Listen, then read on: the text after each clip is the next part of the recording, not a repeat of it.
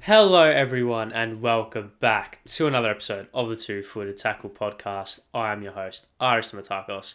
We're here again, and I'm actually recording on a Tuesday. Now, normally I record on a Monday Arvo night, early afternoon / late afternoon most times. However, I was caught up at work yesterday and I could have recorded when I got home, but I was really tired. So I was like, all right, I'm going to get up nice and early on a Tuesday, record. Hopefully this gets out before 5 p.m. Australian Eastern Standard Time on Tuesday. Today, I should say. It should. It's currently 1 o'clock. Ideally, I'm done by 1:45, and I should have plenty of time to upload. I've already done all the admin stuff, so I don't need to make thumbnails. I did that last night, so I'm prepared, relatively so as well. I'm as prepared as you can be without actually doing the podcast. But I digress. Hope everyone is well. I hope the week has treated everyone fantastically. Obviously, the football is now well and truly in the swing of things. The Women's World Cup is done, it was last week. But yeah, fully into the swing of things now. It's a big. Yeah, we're heading into a big Premier League season, and it's already throwing up some curveballs. It's already throwing up some twists and some turns as well, some other European football as well. We're not sure of talking points today, so I don't know how long this podcast will go for. Hopefully not too long. But I want to speak about a couple of players, a couple of teams, a couple of incidents that have occurred. Hopefully it's not that long of a show, so I can get this out before 5. But I hope everyone's well. Regardless, I hope everyone's week has treated them well. Hope you guys are feeling as good as you possibly can be. I used to say in this very turbulent world that we were living in, because I obviously started this podcast in start of 22. And obviously in Australia that we were still COVID and all that good stuff, but we aren't anymore. So it's all the world is as good as it possibly can be. So that's great. But I'm digressing as I always do. Make sure you subscribe to the Two Foot Tackle podcast as always. Make sure you like the video, like the podcast, like the videos, notification bell, all that good stuff. All the socials, Two Foot Tackle podcast on Twitter and Instagram and TikTok, and then all the audio platforms as well. Apple Podcasts, Google Podcasts, Spotify, and Anchor, and then obviously the Linktree link in the bios of the Twitter and Instagram for all your Two Footed Tackle podcasting needs. That is all for the formalities. Just getting out of the way. I am feeling a little bit under the weather. I don't know. I woke up yesterday morning and was just a bit nasally. Throat's a bit sore. Throat feels a bit tight, but hopefully I don't need to sneeze. Hopefully I don't need to sniffle too much in this podcast. And hopefully by next week I should be okay. But I can stop and start this podcast as I please, because I have a pause record button on the stream deck. So I may just leave. I say leave. There might just be a random cut at various stages of this podcast. That's probably why I need to sneeze or sniffle or cough or do whatever. But anyways, let's kick things off. Got a couple of talking points today. Let's start with. Obviously, there's a couple of talking points, mainly around the Prem. Obviously, the Prem is throwing up some big curveballs. Not some big curveballs, but some storylines so far. So we're going to be speaking on. I want to speak on Arsenal / Kai Havertz, just briefly, as you could probably tell by the title. I want to speak on Liverpool, and I want to speak on Ange Postecoglou. They're the three main talking points I want to speak on. Some other issues throughout the week. Obviously, Mike Dean has come out in an interview and said some dumb stuff, so we'll dissect that. We'll dissect what's going on in the Spanish FA. That's a fucking shit show. And some Cooper Stadium debacle, right? So a lot of debacles and a lot of fiascos have been occurring this week, which the world of football never leaves us with nothing to talk about. Let's put it that way. But let's kick things off. And let's start with. Should we start with Kai Havertz and Arsenal? Let's start with Kai Havertz and Arsenal. Let's do that. Let's start with Kai Havertz and Arsenal, and then we'll work our way down from there. Obviously Arsenal drew 1-1 to Fulham at home on the weekend, and it was and there's a lot of kind of talking points surrounding Arsenal. Obviously, the preseason expectations coming off Arsenal last year were for them to kick on and potentially match or do better than what they did last season. That was, of course, finish second and leading the league for however many days they did. They survived the opening match week against Forest with a 2-1 win. It wasn't convincing, but they got the win. They scraped past Palace 1-0 through a Martin Odegaard penalty. You could look at the stats and say, yeah, maybe Arsenal deserved it, but I think the stats probably show it was a far more even game than what other people might say it would have been. and then of course they scraped a 2-2 draw to Fulham. It was. Yeah, this game was weird going back and watching it. Of course, Goal Rush in Australia was showing the United game, and we're not actually going to speak about United today. But they showed the United game, so I was keeping track of the scores. Obviously, I have a few friends who are Arsenal supporters who were giving me updates throughout the game and all this good stuff. And when Pereira puts Arsenal 1-0 down inside a couple of minutes, you're like, oh god. Inside a minute, you're like, oh god, right? Arsenal are in a weird position. Obviously, they score 2 goals just on the 70th minute, and then obviously Paulinho equalised in the 87th from a corner, I believe it was. That gave Fulham the point, and Arsenal dropping their first points of the season 3 match days in, which is very interesting. Arsenal are in a weird position, and I spoke about this briefly pre-season, and that is Arsenal are in a position where they overperformed last year, in my opinion. Their squad and their journey and their process didn't indicate to anyone that they would finish second, and arguably be in a position where they should have won the league, right? That's not where their process kind of had them finishing. Their process had them finishing, top four, floating around the top 3, making an impact in cups and like upsetting a few teams above them, and just being a very solid top 4 Premier League team. That's where their kind of process had them last season, in my opinion, and they drastically overperformed. And that comes at a cost as well as a benefit, in a sense. I think the benefit that overperforming can have on a team is that it gives a team confidence, it gives the external kind of outlook on the team to be far more positive and to be far more like, oh yeah, this team are actually good, which just the positive discourse is far better for a club than negative discourse. And it can just give it obviously makes a club more attractive in terms of propositions. Like, I don't think Arsenal would have signed Declan Rice if they hadn't finished second last season. I don't think Arsenal would have gone out and got Kai Havertz if they didn't finish second in the season, and we'll speak on Havertz very briefly. So overperforming is a good thing, right? Is a good thing. However, it also can be a bad thing. And the reason it can be a bad thing is because it sets the expectations levels to a potentially unreasonable level. And the unreasonable level would be for Arsenal. If Arsenal finish second, they also finished second last season. They've only improved in terms of capital, in terms of their squad. Rice improvement, Kai Havertz. I've got my thoughts about him, but you spend £60 million on him, he has to be an improvement, right? They went out and signed Julian Timber, who obviously unfortunately has come down with a cruciate injury in his knee, which is unfortunate. But regardless, the idea was that the squad was strengthened. Jorginho signed in January. The idea of that was that the squad is strengthened. David Raya is arguably the best pure number 2 goalkeeper in the country. So the squad's strengthened, right? And for their squad to strengthen, the expectation minimum has to be second, right? If you think about it, because their squad is only strengthened, how can you expect them to go down in terms of ladder prediction? I didn't have them second, I have them fourth, right? And that's because I'm of the opinion that football's not linear, and that football is never linear, right? And sport's not linear. So you can't expect a team to, just because they finish second one year, and because they've gotten better on paper, means they're going to finish second or better the year after. I had my doubts about a couple of signings. I had my doubts about Kai Havertz, obviously. I had my doubts on their lack of true number 9. Obviously, they started with Leandro Trossard.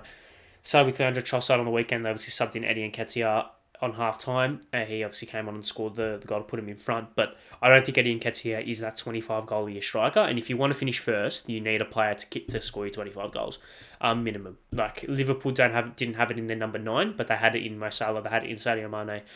City, probably an exception, even though they had Aguero, who was a prolific goal scorer. They had other players who were able to get on the score sheet. But City are probably the anomaly of all football teams when it comes to traditional football conventions. City are a team that proved to be the anomaly in a lot of those, such as not having a pure number 9. They won the league obviously with no striker not too long ago, right? And they just had a flurry of different goal scorers every game. So they're probably a little bit different, but that comes again with just the stupid amount of talent that City have and the structure that they play. It's something that Arsenal at this current moment can't compare with. I'm not saying they can't come to compare to that in the future, but as things stand, they can't compare to it. So they need a 25 goal a year striker minimum if they're going to compare at the highest level. And I don't think Gabriel Jesus is that. I think I said this at the start of last season. I think Gabriel Jesus is far more better out wide and being able to cut in. He's been playing centrally. Obviously, he hasn't played recently because obviously an injury, but when he did play last year, he played centrally, hit the ground running a little bit, but also didn't really be that linchpin that Arsenal could pin their hopes on. And when the going gets tough, the tough gets going. And I don't think Gabriel Jesus, when it comes to a tough striker in terms of being a striker that can just bag you goals, he's not one of those players. So that's what I think hurt them a lot last season. Obviously, the dropping in form of Saka, who towards the back end of last season wasn't great. Even the likes of Martinelli wasn't great. Thomas Partey, we all know his injury record and his kind of inconsistency in performance towards the back end of last season as well. That cost them. So I was interested to see what Arsenal were going to do at the start of this season, and they, like I said, they scraped through Forest. I watched the back end of that game after I got home when I'd gotten home, and I was like, okay, Arsenal look the dominant side, but don't look world beaters. Similarly with the game against Palace, from what I saw of that, Arsenal were okay without being exceptional. Palace had their chances definitely. And then similarly on the weekend for the game against Fulham, from what I saw, Arsenal weren't a team that are going to finish second or first. And that, when you look at last season and when you look at the signings, is a major red flag. Now, I want to speak on Kai Havertz, right? I want to speak on Kai Havertz because the title of this podcast includes something about Kai Havertz being a flop. I had my doubts about Kai Havertz, right? As a Chelsea supporter, there's not a fan base on the planet that understands Kai Havertz more than Chelsea supporters, because he was the guy. When we signed him, he was the guy. He was the linchpin. He was the talisman. He was going to be our number 9 that was going to score 20 goals a year and be our best player. So we all had the expectations of him to be that. Started slowly, obviously scored that goal in Porto, which has immortalised himself in Chelsea folklore. But his performances post that were very, very underwhelming. And he's a player that frustrates everyone because you can see the talent that he's got. You can see the raw talent that he's got. He just can't put it together. And I think Arsenal have fallen into the same trap that Chelsea did in putting a lot of hopes and a lot of pressure on Kai Havertz to be the guy, and he's not the guy. Right now, as things stand, he's not the guy. He showed pretty much all of last season at Chelsea that he was poor. Like, he's not top 4 Premier League standard. And if Arsenal want to get better than second place last season, Kai Havertz is not the guy to take him there. He's not. And I don't see what Mikel Arteta sees in him. If he's looking for a player that on paper can take them places, sure. Because Kai Havertz on paper, tall, athletic, good ball striker, like in terms of being able to very clean in possession, and has a lot of attributes that can take him to the very top.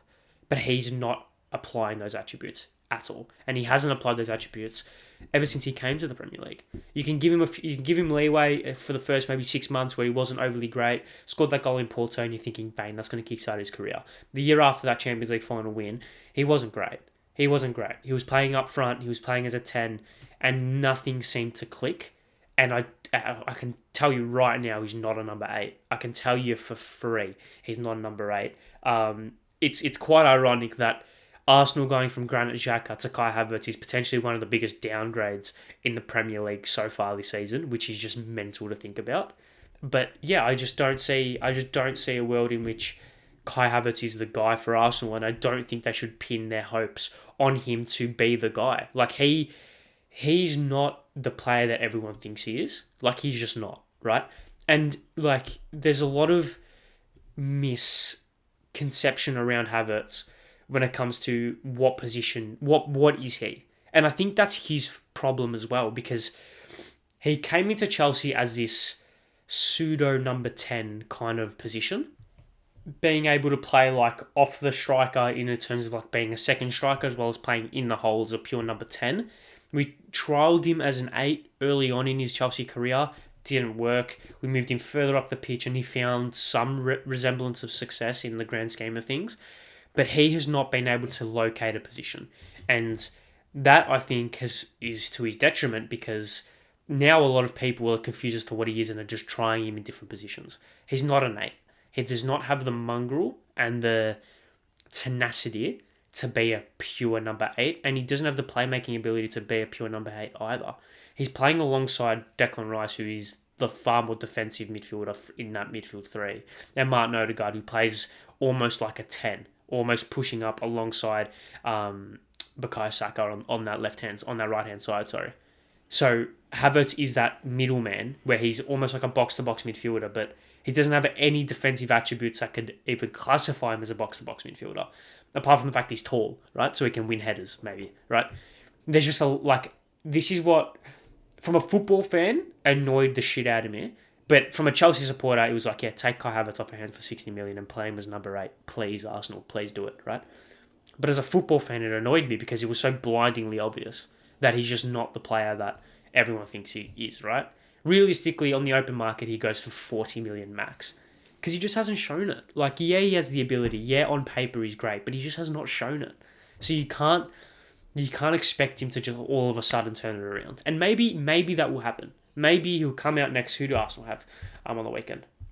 Maybe he'll come out against United at home, United at home, packed out house at the Emirates, comes out, scores a brace from playing that advanced midfield role, and then he kicks on and potentially wins Arsenal's Player of the Year at the end of the year, right? And I'm made to look like an idiot. That could happen. It probably won't, but there's a possibility that it could, because on paper he has all the attributes to do that. But if you're a team that wants to go from second to first, you don't sign a player that on paper is good. You sign a player that on grass and when actually playing football he's good, rather than the idea of the player being good. I think a lot of people like the idea of Kai Havertz rather than Kai Havertz himself. And I think that's probably the best way to summarize it. So it's just one of those things, right? Where it's just one of those things where, like, you can talk about him all you want, you can do whatever, right? But at the end of the day, ask any Chelsea supporter, right? Ask any Chelsea supporter. It was any Chelsea supporter that wanted him to stay based off purely potential. It was not based on on his output so far. Like, I was angry. I wasn't angry.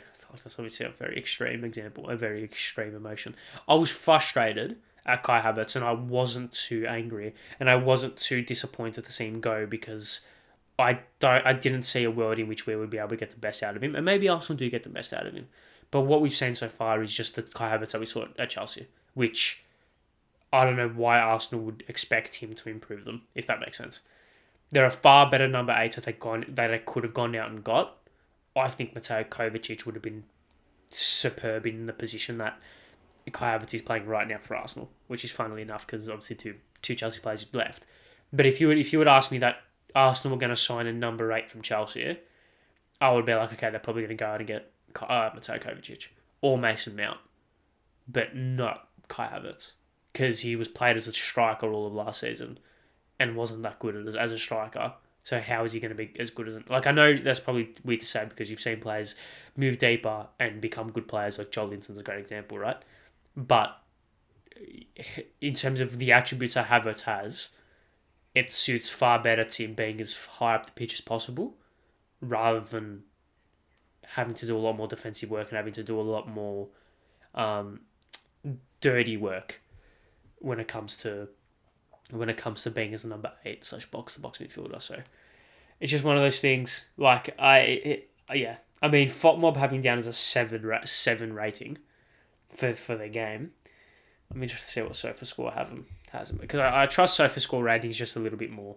I know obviously ratings are very flippant in terms of obviously I know SofaScore ratings are very flippant when it comes to like players and stuff, but SofaScore had his rating as a 7 as well. So he had 28 touches, 91% accurate pass completion rate, 2 key passes, 1 big chance missed. Obviously that big chance they're stupid.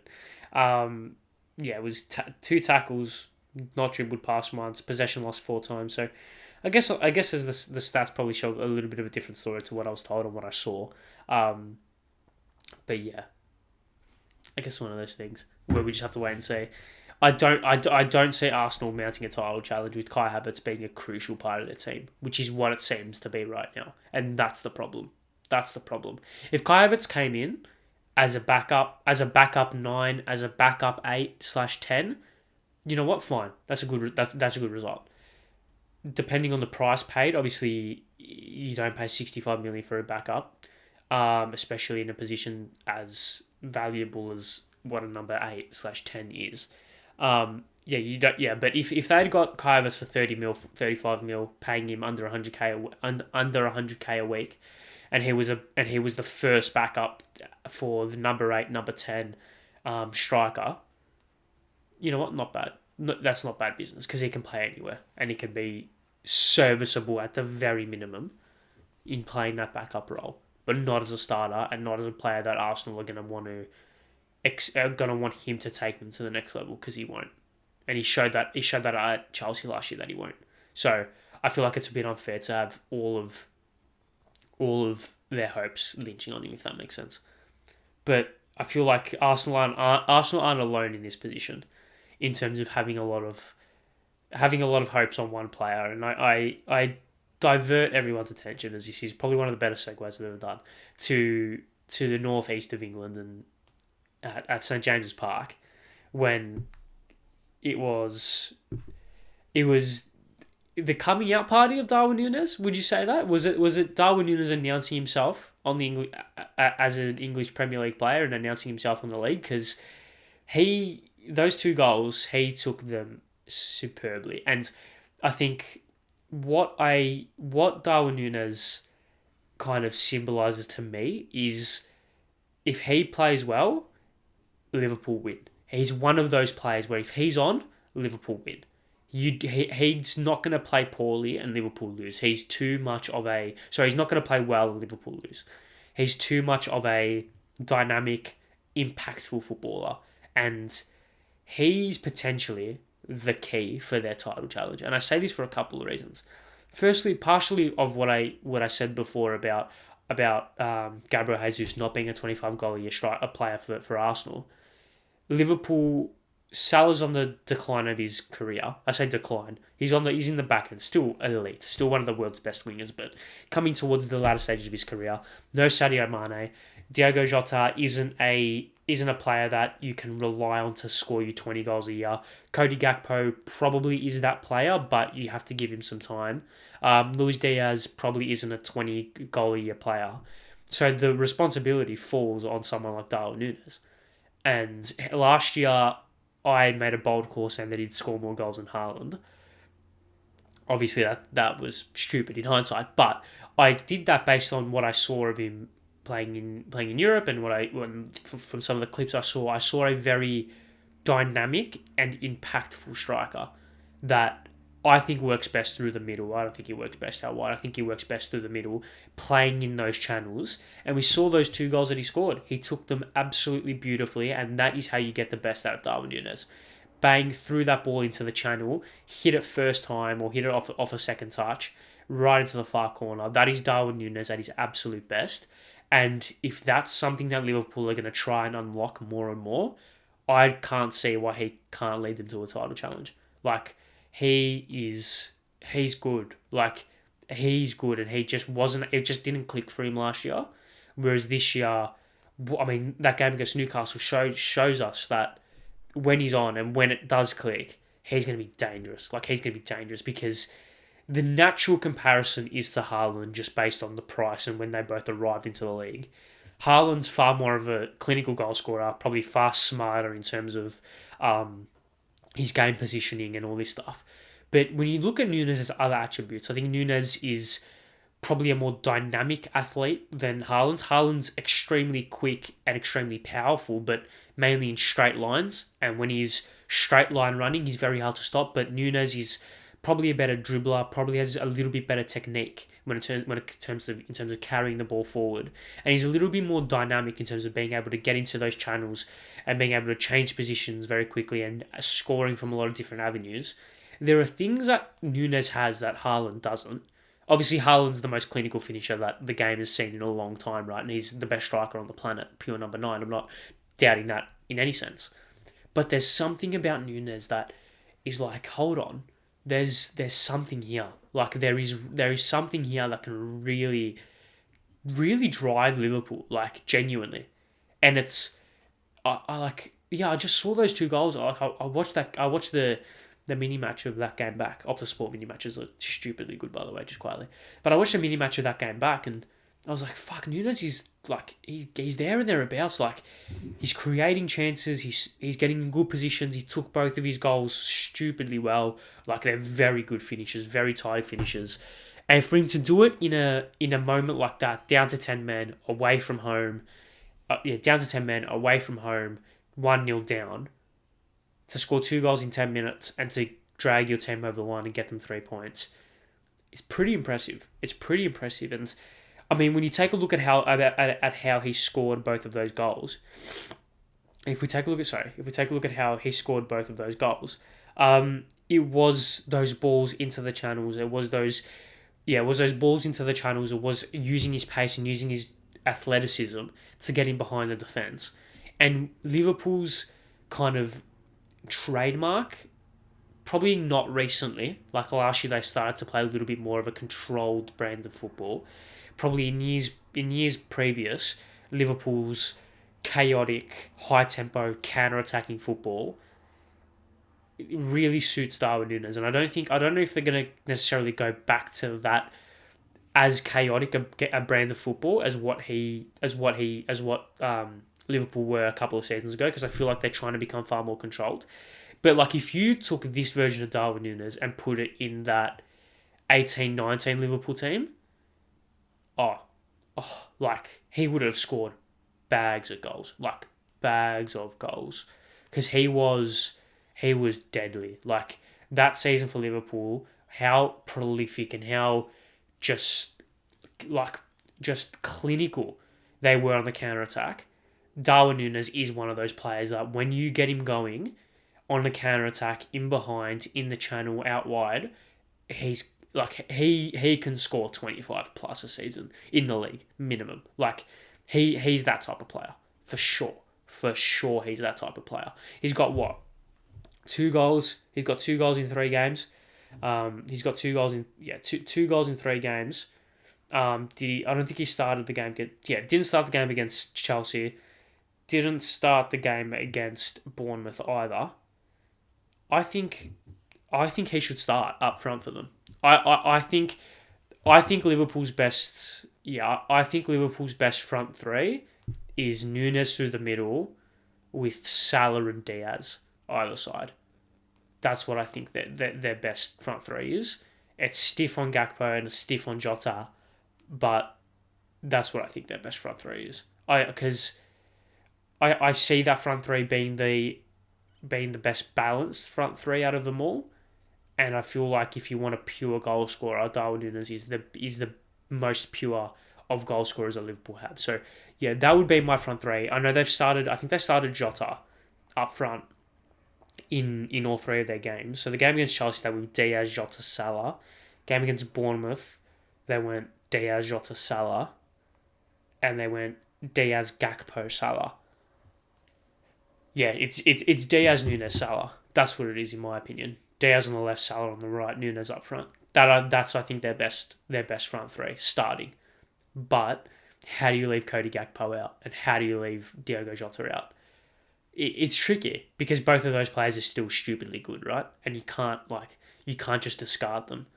But they're good. Like they are real. Like they're good. Like yeah. Like Darwin. Like I don't know how to summarize this, but Darwin Nunez is the key to a potential title challenge for Liverpool. Like I said, the ability for him to get in the channels in the way that he can, for him to score as clinically as what he showed against Newcastle. If they can get the best out of him, he's that 25-30 goal a year striker in the league minimum.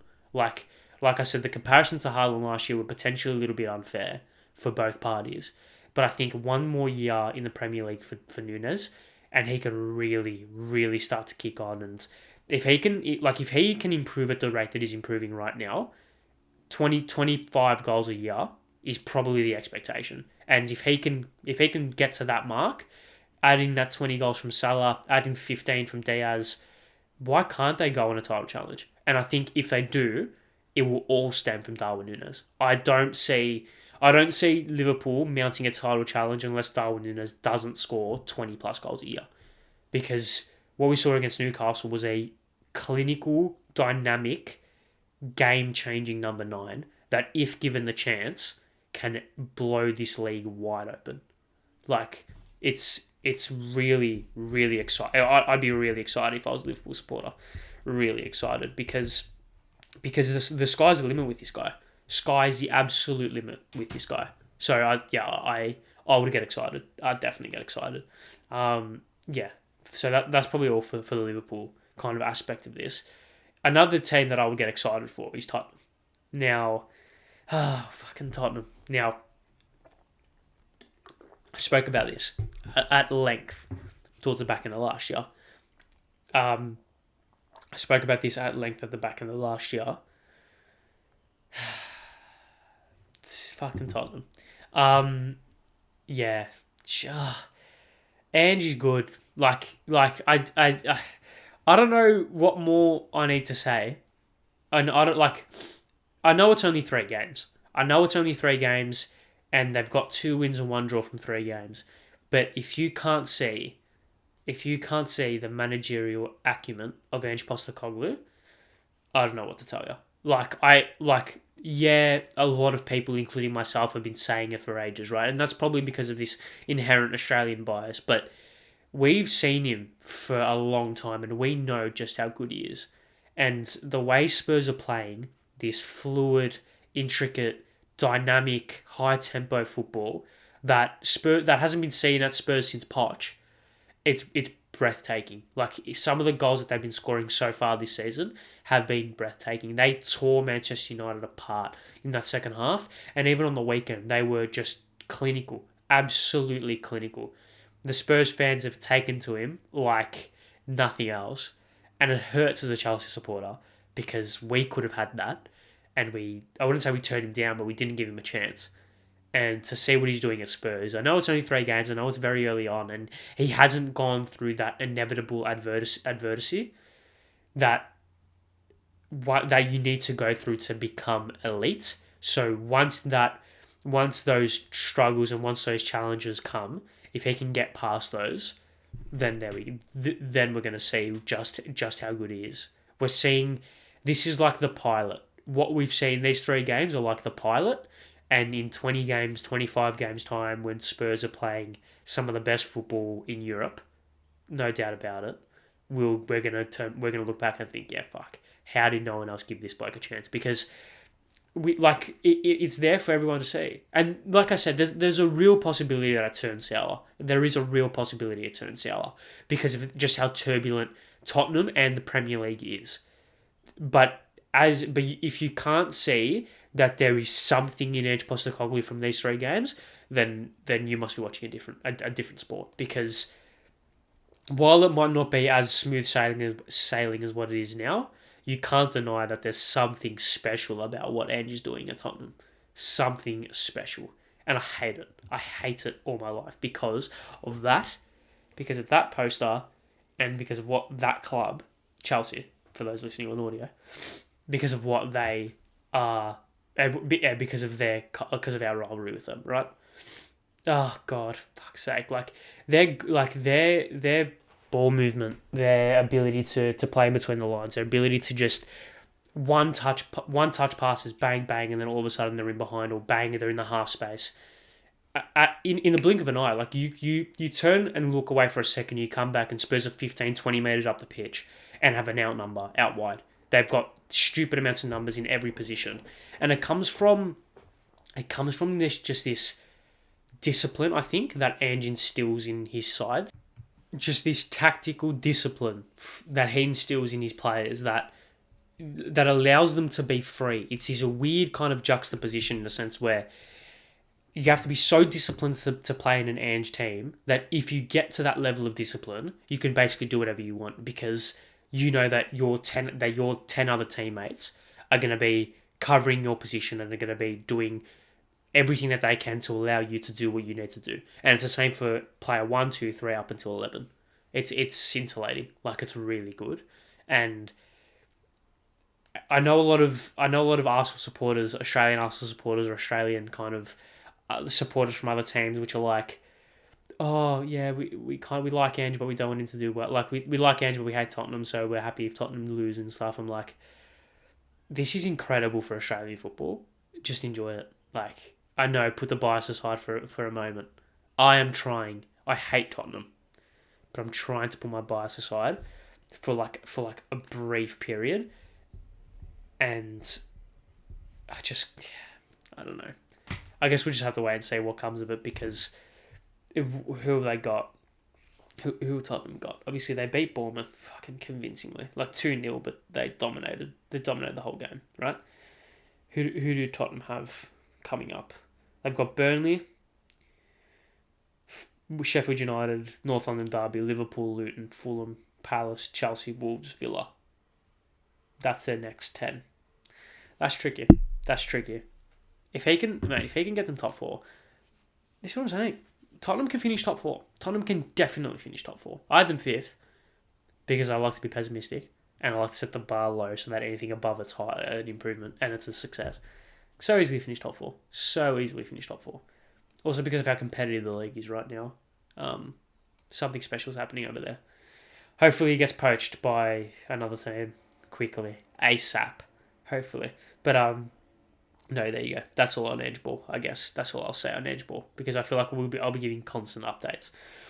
Let's move on to Mike Dean being dodgy, shall we? Now, yeah, so this probably, I don't know how far away from the Twitter sphere this blew up, but this was all over Twitter. Basically, Mike Dean did an interview Mike Dean was doing an interview, as a lot of high-profile people in the footballing avenue aspect do, and he was asked a question about an incident that happened in a Chelsea-Tottenham game last year at Stamford Bridge that ended 2-2. Christian Romero, I think, or a Tottenham player pulls Mark Cucurella's hair in the lead-up to Tottenham's equaliser. Clear foul. Every day of the week, clear foul. Goal should have been ruled out, right? And Mike Dean, being the VAR assistant that day, decided not to send referee Anthony Taylor to the screen to review the decision, because he felt that Anthony Taylor had been suffering too much grief already throughout the game, and that he didn't want to do that to his mate, put him under more spotlight, put him under more scrutiny, etc., etc.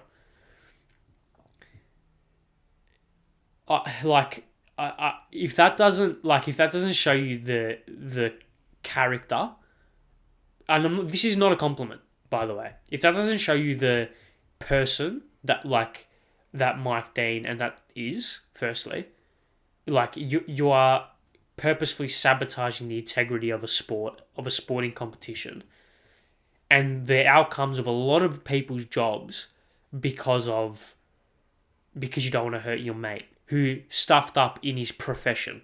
Like, it's not like you don't want to hurt your mate who's an innocent bystander. Your mate stuffed up. It's not your fault. Do your job. As the VAR assistant, do your job. We don't know what the potential outcomes of that could have been. That goal could have been ruled out. Chelsea could have won that game 2-1. Thomas Tuchel could have found a bit of momentum from that game and still be coaching Chelsea now, right? He's been out of a job because of that game, probably. Maybe not solely because of that game, but you don't know what could have happened if that goal was ruled out and Chelsea win that game, right? So, yeah, okay, I get it. You don't want to put your mate under more scrutiny. But your mate stuffed up. So, do your job and fix his error. That is what you're there to do. You're not there to make sure your mate is looked after. Like, fuck, man. Like, it's like, I'm not one for conspiracy theories. I'm not one to sit here and say referees have a bias against certain teams. But statements like that, and when high-ranking officials, like reputable officials, are saying that, it just puts a thought in my mind that's like, okay, maybe there is something more sinister going on.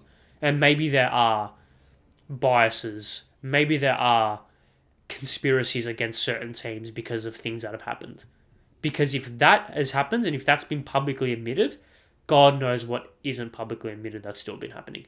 It's a disgrace. Like, it is a genuine disgrace. And I'm not saying this because it happened against Chelsea. Realistically, I couldn't give a fuck about that result. It happened last year. We've had 2 coaches since then, and we spent £1 billion.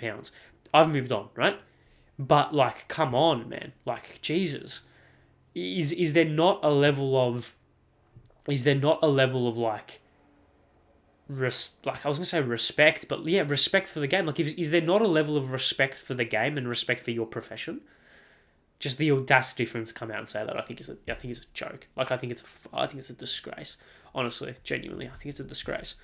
But do you expect anything more from Mike Dean and the referees? Probably not. Hey, but there you go. That's probably briefly touching enough on that. Let's finish up. Let's 2 more talking points before we get into the preview, and then we move on, and then we finish things up. The Spanish FA. Fucking Jesus, another shit show. So, in the back end, I'm not going to explain this. I'm not going to explain what happened. If you go on Twitter, you know what's happened. I'm not here to recite what's happened. But basically, FIFA president blatantly sexually assaulted one of the winners of the FIFA's World Cup. Jenny Hermoso, her name is. Blatant sexual assault. Like, it just is. Like, by the book, it is. Live in front of everyone, and then a shit show has erupted. Players are protesting against the federation, rightly so. The president isn't resigning. The Spanish FA are suing the player for defamation and misinformation. The president's mother is going on a hunger strike. It is a... I'm not going to explain everything that's happened, but basically, player gets unconsensually kissed by the president of the Football Association. The player comes out and says that she doesn't like it. There's calls for the president to stand down. The president doesn't stand down. The FA starts suing or are threatening to sue the player for defamation. The president's mother goes on a hunger strike because of all the lies about his lies. It was caught in 4K, buddy. Lies about the president. Or a bunch of players and staff have gone on protest to get the president sacked. The Spanish FA are sabotaging their own organisation in order to not allow the president to stand down. A massive shit show, and I feel so bad, right? Because it's just a black dot on what should be a massive celebration of not only football, not only women's football, but Spanish women's football, who have arguably been the leader when it comes to women's football for the last couple of years. Like, that Barcelona team is exceptional, and the Spanish women's team is the best team in the world. Like, they showed it in that World Cup. They were outstanding, especially in the final. We should be celebrating the achievements of those players and just how far, and just how far they've come, and just how much they've been able to carry women's football into the modern era and make it welcomed by the masses. Like, they were exceptional throughout that tournament, and we should be celebrating those players. Instead, we are focusing on the actions of a fucking horrible human being, and who has been backed by a horrible organisation. And I feel so bad for all those players in the team, because they should be celebrated, and they're not. And that's probably the worst thing of them all. And, I mean, Jenny Hermoso is being sued because she got sexually assaulted. What world are we living in? And it's a shame, because it shows that women's football still has a long way to go. It shouldn't be like that. It shouldn't be the case.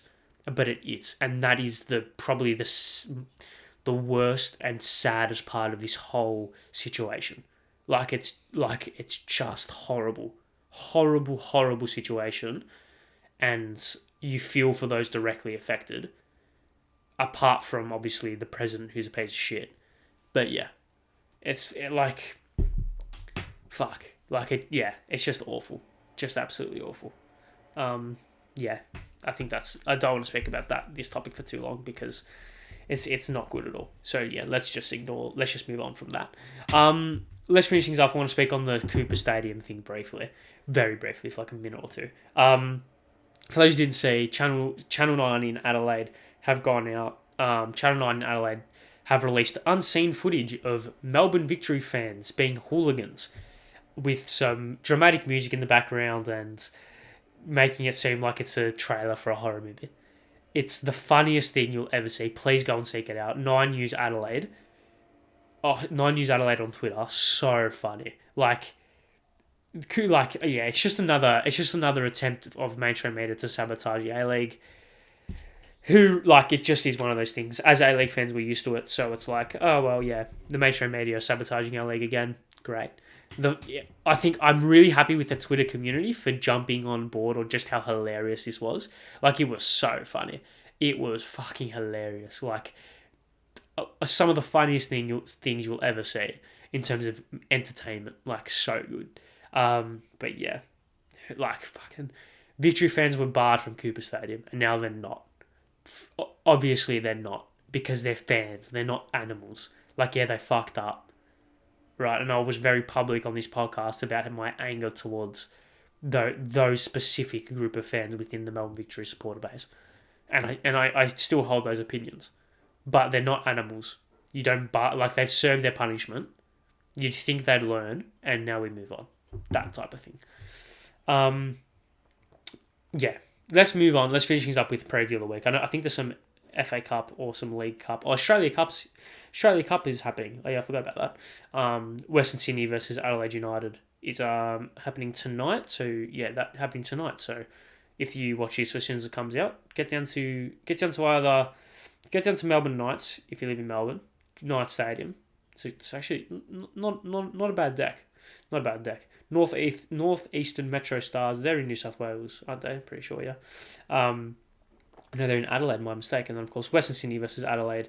I'm assuming that would be at... that's at Marconi Stadium. Oh, that's good. I like how they're playing in our local grounds. So, yeah, get down to some Australia Cup games. Some Australia Cup games the night after as well, which is going to be good. AFL Cup games. There's football coming out the wazoo. Champions League qualifiers. Europa League qualifiers. And then the Premier's back Saturday nights with Arsenal United. That's going to be an interesting game. Can't wait to come and speak about that game this time next week because I feel like a lot's going to happen from that. But yes, thank you very much for watching another episode of the 2 Footer Tackle podcast. Thank you very much for watching. Make sure you subscribe to 2 Footer Tackle podcast. All the relevant links are in the description on YouTube. All the socials, all the audio platforms, all that good stuff. Make sure you subscribe. Thank you very much for sticking around. If you have, leave your thoughts on anything I've said in the comment section below. Share it around. It wouldn't mean the world. But see you guys next week. Goodbye. Hopefully I'll record on Monday next week as well.